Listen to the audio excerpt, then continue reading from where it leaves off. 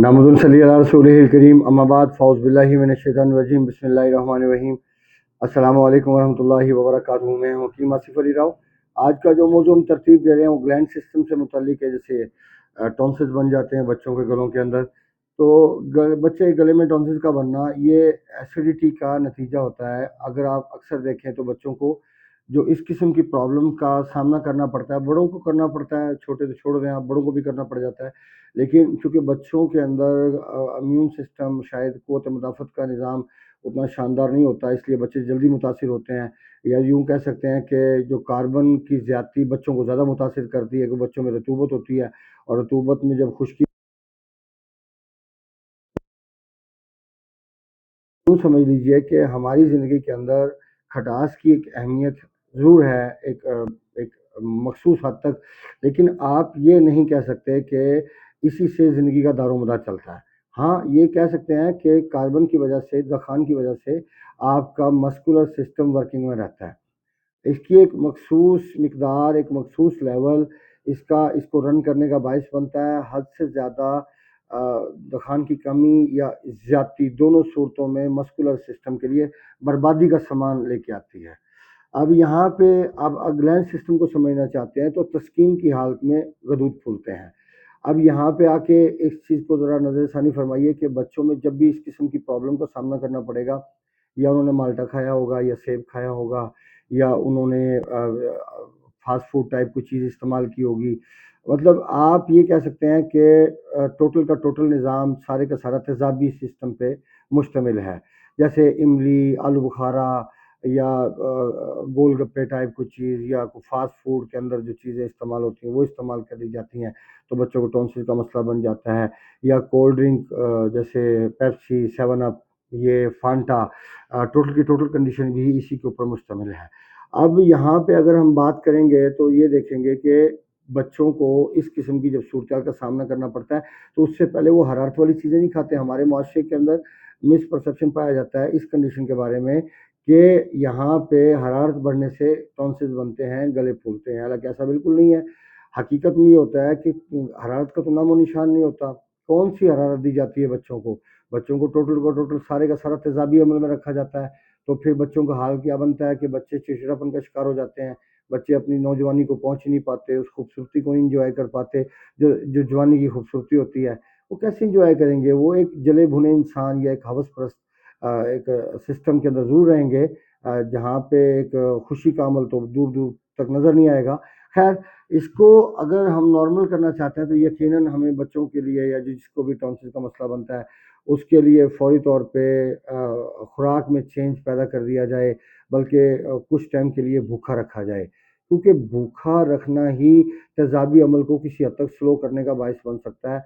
खुराक ऐसी कंडीशन में देना कोई काबिल अमल कोई चीज़ नहीं है, या यूँ समझ लें कि अक़ल का मतकाज़ी नहीं है कि यहाँ पे खुराक दी जाए।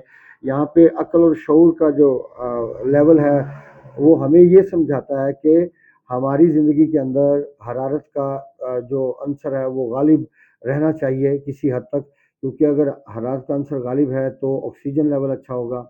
अगर ऑक्सीजन लेवल अच्छा होगा तो कार्बन लेवल में कमी होगी, कार्बन लेवल में कमी होगी तो इंसान का मस्कुलर सिस्टम, इंसान के दिल का निज़ाम, क्योंकि ख्वाहिशात का मंबा देखिए, दिमाग इंसान का ख्वाहिशात को नहीं वो कर सकता कि वो ख्वाहिशात को लेके चलेगा।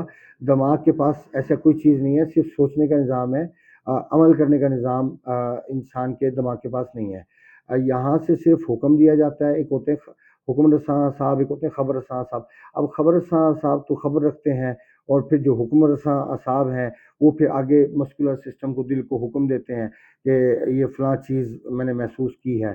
तो उसके बाद जब वो वहाँ पे पहुँचती है तो इम्प्लीमेंट वहाँ से स्टार्ट होता है। तो आप इस बात से समझ लें कि हमारा मस्कुलर सिस्टम एक इंतहाई शानदार चीज़ है। अगर हम इस पे बात करते चले जाएँ तो यकीनन शायद सारी ज़िंदगी भी कम हो, क्योंकि अल्लाह का बनाया हुआ निज़ाम इतना शानदार है कि इसको समझना आम बंदे के बस की बात नहीं। अब मैं क्यों समझ पाया, बाकी हुक्म हज़रात भी बैठे हुए हैं, अल्लाह सबको हिदायत दे, रहमतें फरमाए सब पे, और उनको सीधा रास्ता दिखाए ताकि वो इंसानियत की भलाई के लिए काम कर सकें, ना कि हम टोने टोटके और सिर्फ़ किताबें पढ़ने के बाद हम चीज़ों को अप्लाई करना शुरू कर दें।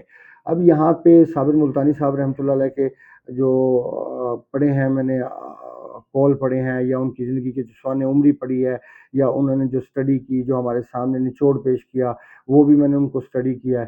یقیناً انہوں نے بڑا شاندار کام کیا۔ صابر ملتانی صاحب رحمۃ اللہ علیہ کو جتنی خراج تحسین پیش کیا جائے عقیدت اور خلوص اور محبت کے ساتھ، تو یقیناً انہوں نے طب کے اندر ایک بہت بڑا کارنامہ سر انجام دیا۔ لیکن یہاں پہ آ کے جب میں اس سلسلے میں داخل ہوا تو اس کے بعد میں نے چیزوں میں امینڈمنٹ شروع کر دی، کیونکہ میں جیسے جیسے چیزوں کو دیکھتا گیا، جو صابر ملتانی صاحب رحمۃ اللہ نے 50 سال پہلے جو ہمیں فلسفہ دیا تھا یا جو ہمیں ڈائٹ کا جو سسٹم دیا تھا، وہ یقیناً اس وقت میں کام کرتا تھا، لیکن اب آ کے ان کی ڈائٹ پلان کو چینج کر دیا گیا، ان کے سارے سسٹم کو تبدیل کر دیا گیا، صرف ایک میڈیسن کے علاوہ۔ میڈیسن کا سسٹم ایسا ہے کہ جو بھرپور انہوں نے بالکل ٹھیک کام کیا، اور اب وہ میرا خیال، جو میری سوچ کہتی ہے کہ آتی زندگی تک جب تک دنیا باقی ہے وہ یقیناً کام کرتا رہے گا۔ ہمیں کسی امینڈمنٹ کی ضرورت نہیں ہوگی، ہمیں اس میں مزید کسی کام کرنے کی ضرورت نہیں ہوگی، کیونکہ وہاں پہ میں نے نتائج کبھی بھی فرق نہیں دیکھا، لیکن جہاں پہ خوراک کا مسئلہ آ جاتا ہے وہاں پہ میں نے نتائج بہت زیادہ تبدیل ہوتے دیکھے اور نقصان میں لوگوں کو جاتے دیکھا، اسی میڈیکیشن کے ساتھ جو صابر ملتانی صاحب رحمۃ اللہ علیہ نے جو فارمولیشن ترتیب دی۔ لیکن جب خوراک کے نظام کو چینج کیا گیا، اس کے اندر تبدیلی کی گئی، تو اس کے نتائج بہترین ہونا شروع ہو گئے۔ تو اس سے کیا ثابت ہوا؟ اسے ثابت ہوا کہ جو چیز آج سے 50 سال پہلے رائز کی گئی تھی، یقیناً وہ اپنی حیثیت کھو چکی، صرف ڈائٹ پلان کی حد تک، لیکن باقی چیزوں کی حد تک وہ 100% آج بھی اسی طرح کام کر رہی ہے جیسے وہ 50 سال پہلے کام کر رہی تھی، کیونکہ وہ اللہ کا بنایا ہوا نظام تھا۔ جو میڈیسن ہے وہ اللہ کا بنایا ہوا نظام، خوراک کا بنایا ہوا نظام بھی اللہ کا ہے، لیکن اس کو سوچ سمجھ کے استعمال کرنے کی ضرورت ہوتی ہے، جیسے ہمیں میڈیسن کو سوچ سمجھ کے استعمال کرنے کی ضرورت ہوتی ہے۔ بہرکیف یہ ہمارا ایک موضوع تھا، ایک کوشش تو کی کہ ہم اس کے اوپر تھوڑی سیر حاصل کو گفتگو کریں تاکہ لوگوں کو سمجھنے میں مدد ملے۔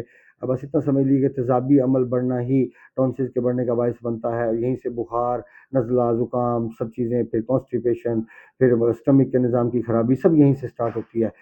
تو اگر آپ اس کو ٹھیک کرنا چاہیں تو یقیناً آپ کو تیزابی عمل کو سلو کرنا ہوگا، اور بچوں کو فاسٹ فوڈ اور کولڈ ڈرنک اور اس قسم کی چیزوں سے، جو املی، آلو بخارے کا شربت، املی کا شربت، اور پھر جو چپس کا نظام جو چل رہا ہے فضول اور بیکار کا، کیسے کیسے آئل اس کے اندر استعمال ہوتے ہیں۔ آپ یاد رکھیے، ایک مرتبہ ایک آئل کے اندر کوئی چیز فرائی ہو جائے تو اس کے بعد وہ پوائزن بن جاتا ہے، اس کے اندر دوبارہ کسی چیز کا فرائی کرنا وہ خطرے سے خالی نہیں۔ تو آپ سوچ لیجئے، کون انسان صرف ایک دفعہ کے آئل میں ایک چیز فرائی کرتا ہے؟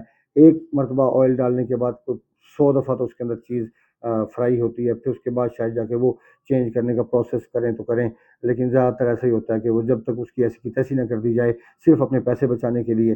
تو یہ ہمارا موضوع تھا آج کا۔ ملتے ہیں انشاءاللہ مزید انفارمیٹیو ویڈیو کے ساتھ۔ وما علینا الا البلاغ المبین۔ السلام علیکم ورحمۃ اللہ وبرکاتہ۔